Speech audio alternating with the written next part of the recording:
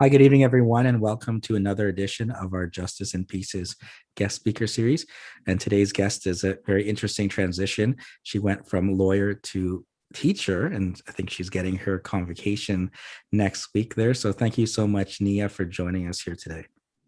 Thank you so much for having me, John. Thank you. Now let's talk about that transition there. I mean, obviously, melding law and education, and I think it's very unique. There are a few people I think I know of that's kind of done the transition, and more that have done it the other way, that they've started with teaching and then wanting to go to law school. So tell me kind of what drew your attention to those two spheres and a little bit about your background. Absolutely. So as far as my background goes, I did my bachelor degree at York. It's a double major honors in law and society and history. And from there, I decided to go to Windsor Law because I was really attracted to their sort of access to justice spin on the law. And I'd always wanted to do something where I was able to make an impact in the world. So when I was a kid, I really loved the idea of teaching. I remember I have vivid memories of kind of sitting there and playing with my stuffed animals and pretending to be their teacher. But somewhere along the way, I guess I kind of decided that the law was the way that I wanted to make all the differences that I wanted to make. So I ended up in law school. And then a few years into my practice, while I started my own firm, I had the opportunity to sort of teach on the side. Taught at CDI College, at Academy of Learning, and that really sort of rekindled my love for teaching that I had kind of let go in the past. So I couldn't lose that opportunity anymore, and I decided to also pursue my Bachelor of Education because it opens up the opportunity to teach at public high schools as well. So that's how I ended up in teaching in a nutshell. All right, so I mean, first let's talk. I mean, then since I do have mostly paralegal students listening, and you've taught, I'm presuming at CDI and AOL there as a paralegal instructor, what was that experience like? I mean, in terms of certainly it brought your love back into teaching, but what did you find there? And maybe you can share kind of with my students, kind of getting through a paralegal program, and I don't know what courses you were teaching, but presumably quite a lot of them, and in particular in some of those courses. Absolutely. So the courses, well, it depends on sort of which time of the year I would come in. So there were groups that I would sort of carry from the middle of their studies, and then there'd be groups that I'd have from the beginning to the end. So I would have taught them every subject from crim to constitutional law to administrative law to small claims, pretty much everything that is within their curriculum. So wonderful, amazing group of students that I had, especially the most recent ones at AOL. Still keep in touch with a lot of my students. Many of them have gone into practice. Some have even gone on to law school. So we do continue to keep in touch, and occasionally they'll send me messages and ask about certain things in practice. And I'm always happy to help with that. But for me, teaching, learning, that's all kind of a lifelong experience. That's not something that you ever stop doing. And so one of the first things that I tell my paralegal students in any institution is be prepared to have to learn this for the rest of your life. It doesn't stop. It's a continuing sort of growth mindset that you have to have as a practicing legal professional. And what, in terms of, I mean, in terms of after going through that experience, and now you're saying, look, I want to maybe teach high school. I mean, for those who haven't been to law school, right? I mean, you generally need a university program first, and then another 3 years, then you need to article. So after, I'm thinking you had the same thing with 8 years of education. You said, I need another 2 more. What kind of made you finalize that decision to say, look, I'm going to go, I want to teach high school. I know it's kind of a little unique of a path, but this is for me. Absolutely. Well, the thing is with high school is that I found it a little bit more of a sort of proactive way, if you will, of sort of making the same sort of changes that I wanted to see in the world. So I gravitated towards law because I wanted to make a difference. But I found myself constantly reacting to situations. So as a lawyer, you just kind of wait for people to encounter a problem, come to you, and then you, of course, hopefully are able to help them resolve it. As a teacher, especially with high school, kids are at an age where they're not quite adults yet, so they're not set in their ways. They're still open-minded, but at the same time,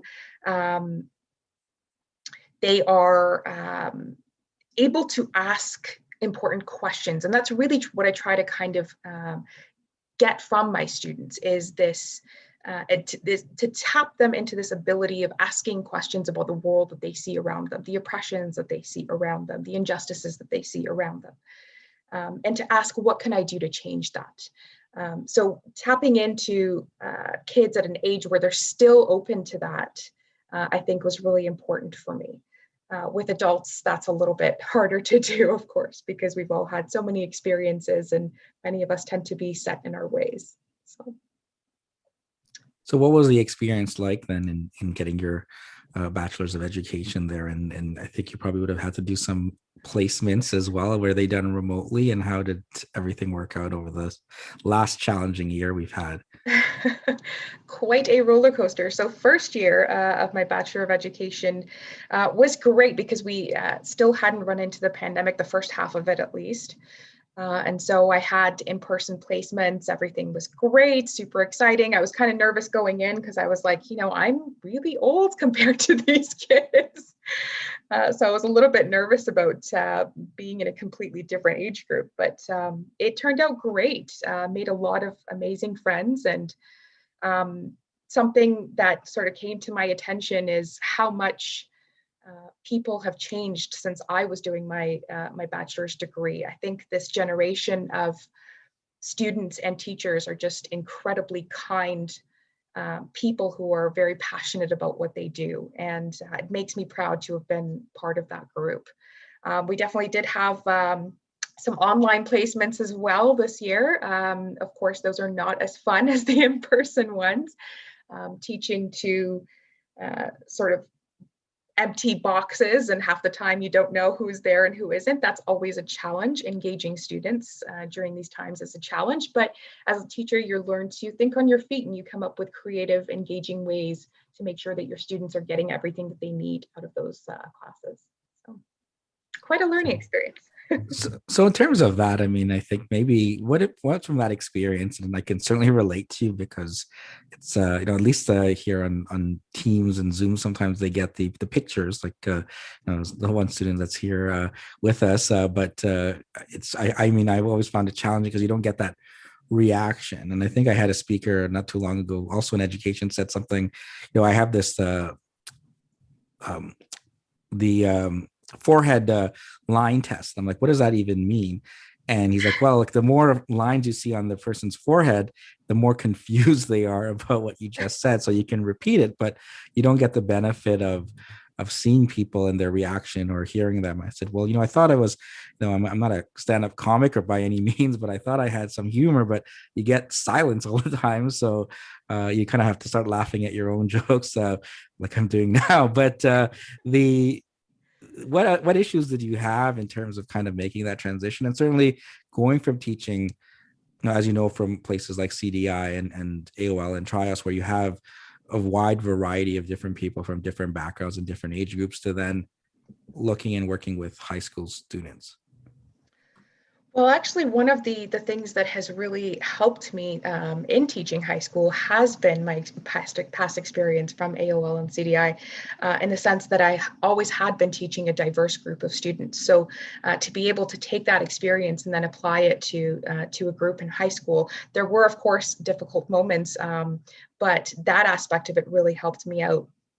The whole idea of just culturally responsive pedagogy was something that I'd been practicing while teaching college level. And so to take that and then apply it to students, and to make my lessons in a way that appeal to their real life experiences and things that they have lived and seen with their own eyes, that has something that has helped me, not just in person teaching, but carrying over to sort of the virtual world, where it is a little bit more difficult to engage students. Now I know you do also stuff outside of that context, and I've seen some YouTube videos, for example. So can you maybe talk more about that style and kind of blending technology and education, whether it's legal education or just education generally, and how effective you found it to be in terms of getting some of those concepts out to students? Absolutely. So one of the things that I've always kind of tried to do while teaching is something called pattern interruptions. So I've noted that uh, just from my own experience and everything, that if somebody's lecturing at you for 3 whole hours, it's going to get boring. I've heard people on the other end of the scale say, oh no, the whole time students need to be doing some kind of activity or whatnot. I find that that's also exhausting. So what I try to do is kind of change it up every few minutes. And the videos, the YouTube videos, have been really helpful in that respect, because it just kind of snaps you out of um, that mood that I guess you were just starting to get comfortable with, and gets you back and engaged into the material. So I try to mix it up with Kahoots and quizzes and fun games, and the videos, of course, discussions, and just kind of try to balance it out. And that also appeals to different learning styles as well, to make sure that none of my students are left behind. And now for obviously the students here that are listening and who maybe have thinking about, I mean, one of the reasons I try to bring such a diverse people here is that there is no sort of straight path through the legal profession or into the legal profession. I mean, people have come into school from different backgrounds, people will leave and jump into different areas. But what can you maybe share about those who might be thinking about wanting to teach or wanting to be involved in education, not necessarily going back to teachers college, or I mean, there may be some people who have the credentials and now got a legal background, maybe they want to teach law. What can you kind of share about having that same journey yourself, about going through that process? Well, I mean, I'd start off by saying that law is not the end all be all. Most of us go into law school just having a tunnel vision about what our path is going to be like, and not being able to sort of imagine anything outside of that. But there's so much that you can do with a law degree, or even a paralegal degree. I mean, anything that you get an education for is versatile. You can do different things with it. And I would encourage people to explore those different paths, find what interests you, because at the end of the day, it's passion that kind of sustains you through difficult moments. In any kind of career, every job has very difficult moments where you're kind of staring at a wall thinking, what am I even doing here? So to have that passion and something that you love to pull you through, I think is really important. For me, that happens to be teaching.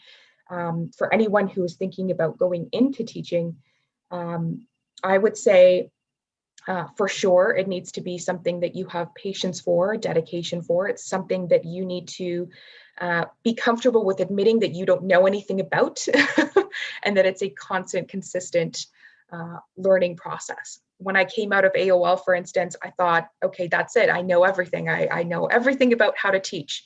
Then I went into teachers college, went into high schools and started teaching there. And I was like, okay, no, there's a lot more to learn. And so that sort of growth mindset is something that you absolutely have to have, and that will take you places. Yeah, you were just sharing about things like YouTube videos and Kahoot and a lot of interaction that that students certainly can benefit from, and some really love that and probably look forward to that if anything. But do you have any other tips or advice for those who are studying remotely? Now I know hopefully we're getting better and better news each day, and fingers crossed that come September we're not going to have the same year as we did over the last school year. But for those, whether they are high school students or they are students in paralegal college, or anyone really listening, what can you do to kind of be better adaptive in terms of a remote environment? Because again, you're not going to always have certainly constant interaction, as you said, with those blocks kind of time there, but you may have a situation where you do have a lecture, and it may be harder to kind of keep focused. What do you think? What have you shared with your students, past and present, in terms of being able to better focus on the material, and as well being able to connect with it after class is done, because as you said, the learning never stops. So it doesn't stop after class, it doesn't stop after you graduate, it doesn't stop after you practice even as well. Absolutely. Well, one of the small tips that I like to give my students is take your laptop, your device, and go outside. I've done that a couple of times just working. I found such a huge difference in my mood. And that's what really is the biggest factor here when it comes to online learning is our mental health, and how do we make sure that we're being good to ourselves throughout this online learning journey. So go outside and take your lecture, your class there. It really does help. The other thing that I would suggest is use a lot of these tools that are designed for sort of interactive learning and group learning and group discussion. So what I use typically a lot throughout my lessons is Padlet, because it allows students to kind of go in and talk to each other and bounce ideas off of one another and discuss that way. That interaction is really what we've been missing most about in-person classes. So to duplicate that in some way, shape, or form, even if it's not at 100%, I think is going to show big improvement. Now, one thing students often ask me, whether they are studying for their exams at the school or for paralegal students, just like law students, they got to go and do, a big multiple choice open book exam afterwards. Now, I'm sure you've had students, and you've probably learned some more hidden gems, perhaps in Teachers College, about preparing students for those kinds of tests. Anything that you can share about preparing for kind of these open book multiple choice kind of exams and dealing with the anxiety on test day from your experience, from writing tests as well, but from sharing with your students? Absolutely. First tip I always give, do not speak to anyone on the morning of the test. So, I'm sure it's no surprise to you, but it is quite a competitive industry. And I wouldn't put it past some people to try and sort of psych you out or make you nervous intentionally on the day of. So I would say avoid people that you know at all costs on the day of the test. Just keep to yourself, be good to yourself, do what you have to do to stay calm. That's really key, right? These tests are not just testing your knowledge of the law, they're testing your endurance and ability to kind of finish the test. And you can't do that if you're panicking and losing time because you're panicking. So stay away from people is number one tip. Second, I would say have a really good index. And again, this is where working with others comes in. Have a good index that you can refer to throughout the test for ease of reference. There are certain concepts that, of course, you should know by heart, but for those more challenging ones, the index is key. In terms of the questions themselves, I would say be careful of what the question is asking of you. So a lot of times people will read a question, it seems like it's an administrative law question, but really it's a ethics and professional responsibility question in disguise. So reading that question carefully and knowing what it wants from you is huge. And going directly hand in hand with that is the use of permissive versus obligatory language. Know the difference between things like shall, must versus might, may. That right there, I've seen that distinction make or break students on a test, whether it be an ordinary test in your paralegal program or your licensing exam. That's huge. So those little things matter. And what about just in terms of preparation, anxiety, and just not getting kind of mentally defeated by the sheer stress? I mean, the more important a test is, the more anxiety some people tend to put on themselves. What strategies can work in terms of overcoming that? I would say something that my husband says to me all the time is one step at a time. When we kind of look at this whole picture, and I'm guilty of this 100%. I do this all the time, where I'll look at, well, if I don't do this right, then this won't happen, and then this won't happen. And so I start going down this train of thought that is just unnecessary at that time. Take it one step at a time. So don't look at the whole picture of what's going to happen if you don't pass this exam, or what's going to happen if you don't get this interview, or what's going to happen this and that. Leave the what ifs at the door and just focus on that task that you have at hand. And that is to understand the material. Once you understand the material, start working on your timing. Once you work on your timing, then come up with other strategies that will help you with test taking, just one step at a time. Yeah, those are great words there, because sometimes the big picture scares you, where you can look at it as a series of smaller things and smaller tasks and break things down. Now, related to that, I mean, again, we were talking about the pandemic, and certainly it's been a very challenging year, and for students studying under these circumstances, and in particular, the legal field that they may be entering into is very challenging.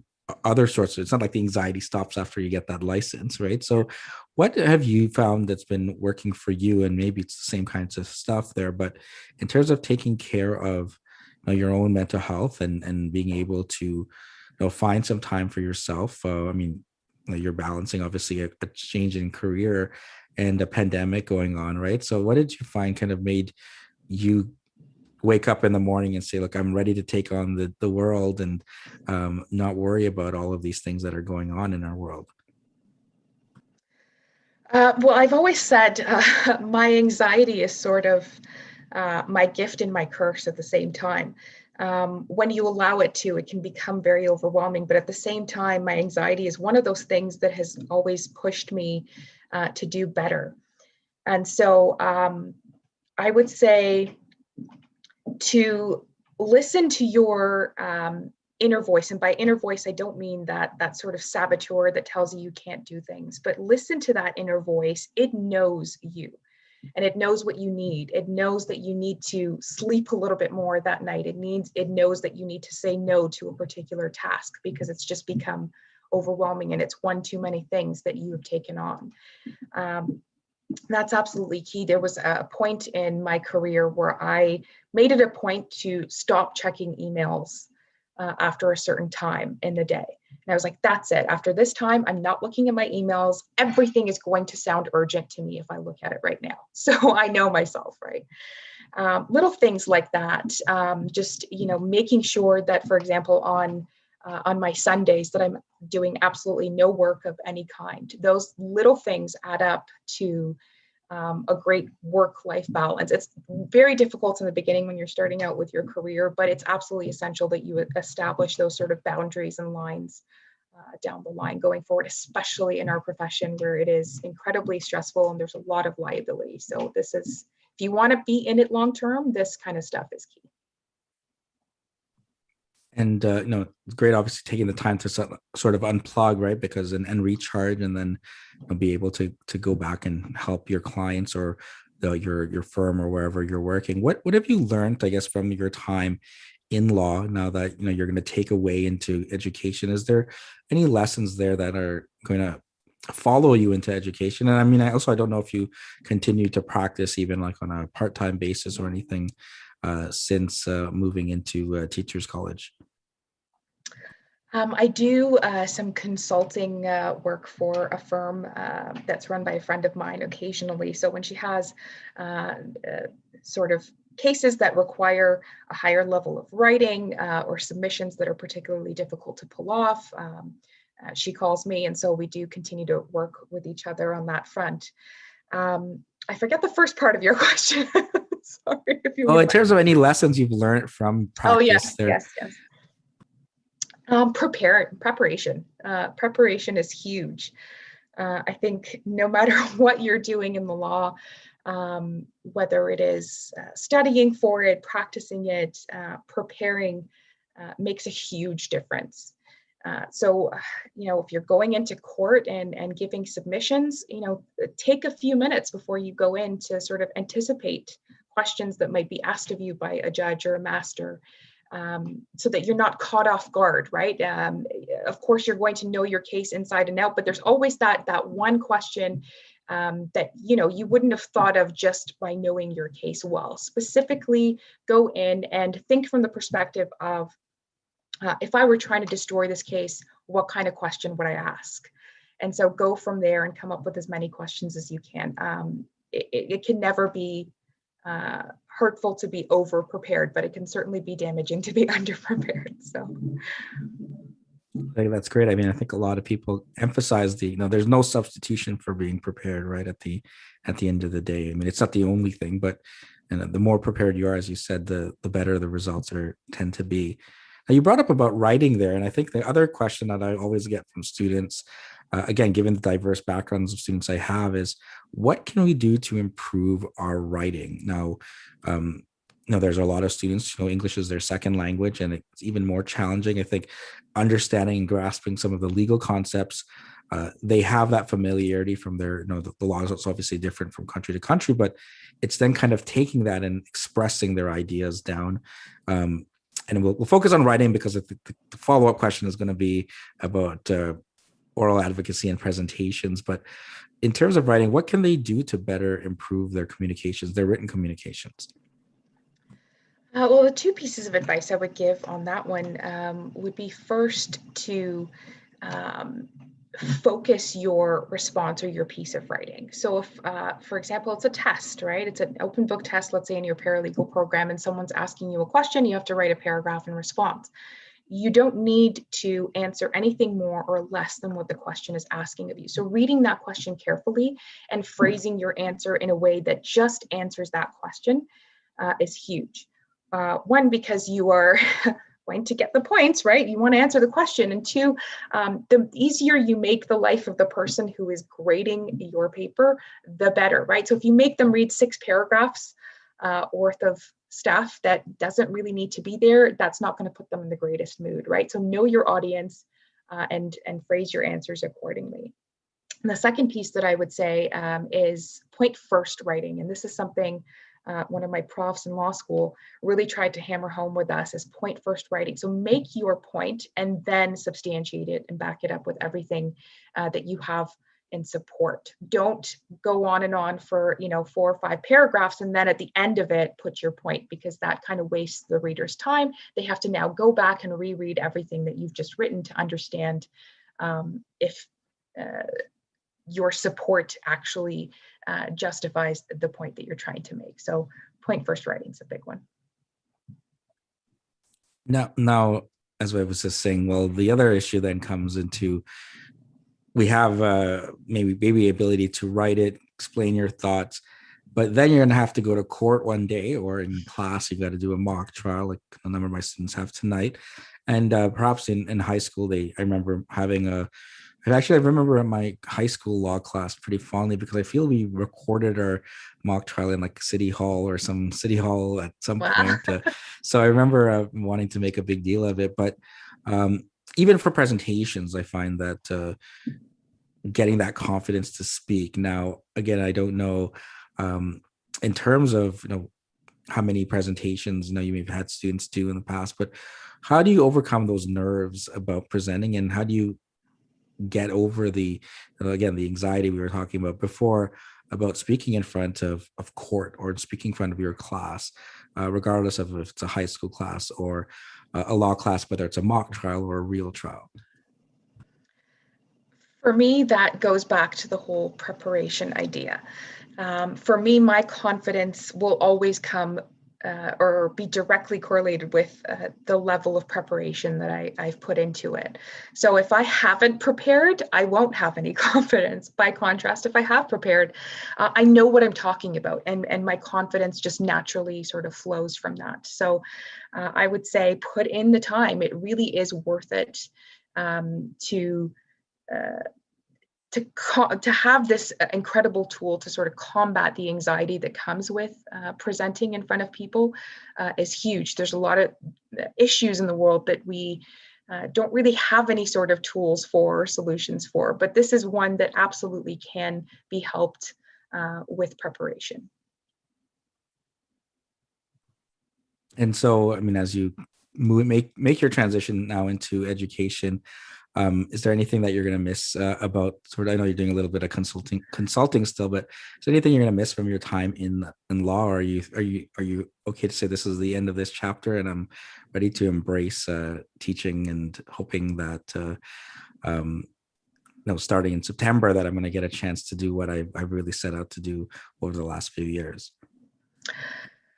I think I'll miss the rush of it a little bit for sure, especially those moments where I got to go to the Court of Appeal or sort of those big projects that felt life changing when I was doing them. I'll definitely miss those. But overall, I would say I am beyond over the moon happy with my teaching. And so I don't think there's ever going to be a moment where I'm going to be like, I miss being a lawyer. No, I don't think so. And so, I mean, the other thing, I mean, so where I reached out to you, I think you have a very strong presence on Instagram there. I mean, it's also very catchy, lawyer to teacher. So what can you share maybe kind of about, again, regardless of if you're in education or if you're in law, I mean, the importance of kind of, and as well as your YouTube channel there with the videos about providing that information for the people out there. I mean, in the the online world there in terms of getting access to information, right? I mean, the big thing you mentioned about Windsor there was the access to justice program. And I mean, part of that is just access to information, whether it's things like Can Lee, but you're seeing a lot more content out there for anyone to be able to pick up and learn about the law. And I think, a lot of your posts certainly reflect, even today about, the residential schools and, what have you hoped to kind of do with that? And where do you kind of get the idea of, I'm going to have my Instagram page and I'm going to focus on these issues and share to the world of what's going on? So my goal as an educator is always to just kind of get people to stay curious and keep asking questions. And that was really my intention starting out with both the YouTube channel and the Instagram page was to get people to continue to ask questions. And Instagram, as you know, is one of those platforms where you just constantly see pretty things and uh, uh, makeup and fashion and beautiful things. And I thought, if it can reach people, that many people on for these different areas, then perhaps I could use it to teach to some of these important issues as well. And so far, it's worked out. There's so many teachers on Instagram. I had no idea, but a great group of teachers on there as well that all do sort of similar types of things with their own subject areas. So it's amazing to teach or reach rather both students and educators on this one platform. And then, of course, the YouTube sort of takes it a step further by addressing specific topics and teaching in a sort of multimodal way that I wouldn't be able to do through just pictures alone. So. I see a question here about law in high school. And again, I was sharing fondly about my law class and same with Roxana here. I mean, is that, first of all, I think maybe it's an assumption on my part, but that you want to go and teach a law in high school, or are you opened up to, any kind of areas that are within your teachables there, or how widespread is sort of the teaching of law in high school today? First of all, as a high school teacher, you do have to have two different teachable subjects. So mine would be, of course, law, and my second teachable subject is history. And they're very much connected, as you know. So it worked out very well in the sense that they kind of just seamlessly flow into one another. As far as it being common, law is an elective course in high school, both grade 11 and 12. So it is not mandatory. But if you are engaging and you speak to those issues that students really want to hear about, going back to the whole idea of culturally relevant pedagogy, you find yourself in a very full classroom very quickly. So there are quite a few students who want to know about the law, their rights, where they fit in it, and how they all fit together around the world. So. And in terms of, I think, perhaps, I mean, you had a little constraints there with, the Law Society and the accreditation of programs like CDI and AOL and TRIOS here. But with the, Ministry of Education and now being provided, I mean, I'm not really very well versed on how how in depth the curriculum is, and what you can and can't sort of really do for a law program, let's say grade 11 law or grade 12 law, as you pointed out. How is that going to kind of take getting used to, or what is it that, from your experience, obviously in teachers college, that you've seen in terms of being able to put your own spin on the curriculum, and what are you kind of hoping to plan to do should you start teaching any of those law classes or history class, let's say like Canadian history, in the near future? Well, the beauty about the high school curriculum is that it's worded in a way that allows for a little bit of flexibility. So you can take the curriculum expectations, and as long as you are teaching those, you can teach those in a way that is most conducive to the learning style of your students, and of course, touching on these very important issues around the world. So, the curriculum expectations can talk about the criminal justice process, and I can take that expectation and talk about important issues to me, like wrongful conviction and how that has been so prevalent among the Indigenous community and the Black community in Canada, and how there's such an overrepresentation in wrongful conviction there. Taking those issues and talking about sustainability, and how sustainability issues around the world often lead to conflicts that we see today, how they're all connected to some kind of environmental cause in some way. So these are all the different ways that you can sort of tweak the curriculum to touch on these very, very important social justice issues. Now, in terms of, I mean, I see quite a lot of passion there around social justice, um, and certainly there's been a whole number of different issues over the last little while here.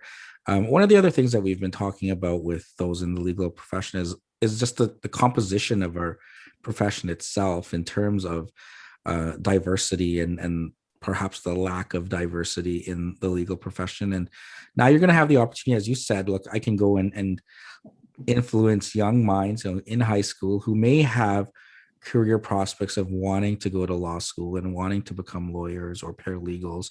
What First of all, maybe about talking about diversity generally in the profession, and what are you hoping to be able to, what dream, let's say, you want to accomplish in this new role, that sticks out the most for you, given your passion for social justice and given the diversity or the lack of that in our profession? I mean, you pointed to something that is very dear to my heart, and that is this issue of precisely that, this lack of diversity within the profession. There would be days where I would go to court and I would look around me and I would be the only sort of racialized minority lawyer there. And at times that was very much disheartening.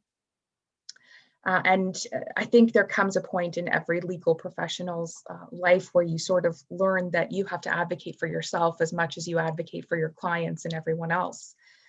So that was a huge turning point for me, that sort of realization. My hope for the future is to be able to open up the websites of some of these, high-end Bay Street firms and see much more representation there from different groups. I want to see people who look like me. It's something that I try to do in my teaching all the time, is make sure that the figures that I teach about, the stories that I tell, the tools that I use are reflective of my students. And I want them to continue to be able to have that when they go into higher education, and of course practice if they choose to go to law school. So that's my dream, for them to walk into a law firm, see more people like them, and to feel a sense of inclusivity and belonging. Now, with that, I mean, I always get students, again, older students who have children in high school, and they say, my son or my daughter is really interested in getting into law. I know we both spoke at a group of pre-law students not too long ago as well, who are thinking about law school. Now, what can you share, either with the high school group of students or the first year, second year university students thinking about getting into law, and any advice that you could offer them so that they know what the future may hold for them? Absolutely. Starting early, I think, is huge when it comes to getting into law school, pursuing a legal career. Any law firm that you apply to, any law school that you apply to, is going to want to see that there's actions behind your words, right? So you can't just say to Windsor Law, for example, that you are all about access to justice and then have nothing on your resume that supports that. So, making sure that you are backing that up with a demonstrable sort of history, right? You don't build your credit overnight. You can't expect to build that kind of history overnight either. So start now, start early, get involved with different organizations, make connections, and that will support you throughout the entire process of becoming a lawyer. And I think you should have follow up that I get about that is, are there any things I can do as a parent to better encourage and support my son or my daughter, my child here with getting on the path towards law school or whatever it is? It may not necessarily even be law. That what can I do better as a parent to strive and encourage them to accomplish what they're setting out to do? I think a big one for parents would be not necessarily, I don't want to phrase it as lowering expectations, but sort of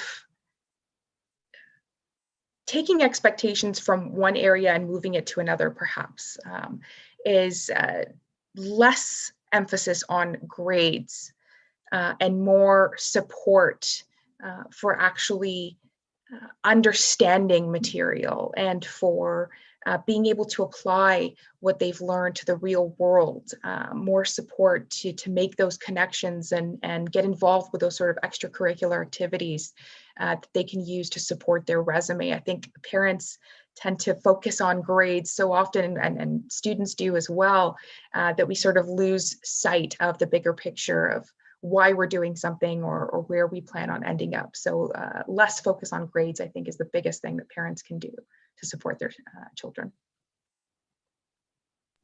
And certainly the other thing there is that we were talking about before. It's not that learning stops at the end of the school day. Now, in terms of, especially we were talking about social justice issues, what can we can do more about making sure whether it's high school students or anyone really are more aware of what's going on? I mean, there's so much going on. Well, even today, you have a verdict in the U.S. You have the tragedy of what we're uncovering, and it's just the tip of the iceberg, unfortunately, in Canada here. What can we all do to kind of be better aware of our surroundings and understanding the world in which that we live in? By asking questions, and I think we don't always have the answer to them. There are so many difficult questions that to this day I sit there and think, I still don't know. I don't know how to resolve that issue or what could possibly make it better. I mean, just looking at what's happening with our Indigenous communities today.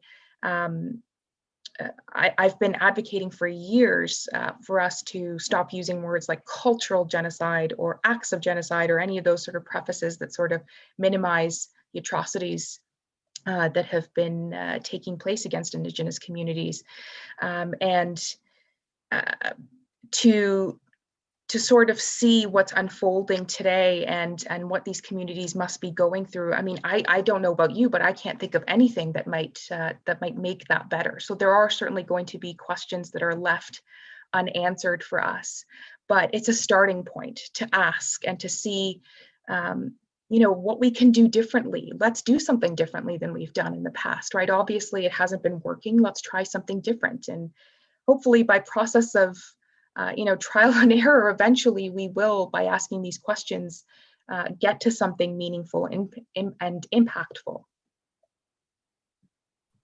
Right. And again, like I said, it's just at least have the discussion there, even though you may not get the answers at this time. It's just that it's better to at least have the discussion and ask those questions and learn more about those situations.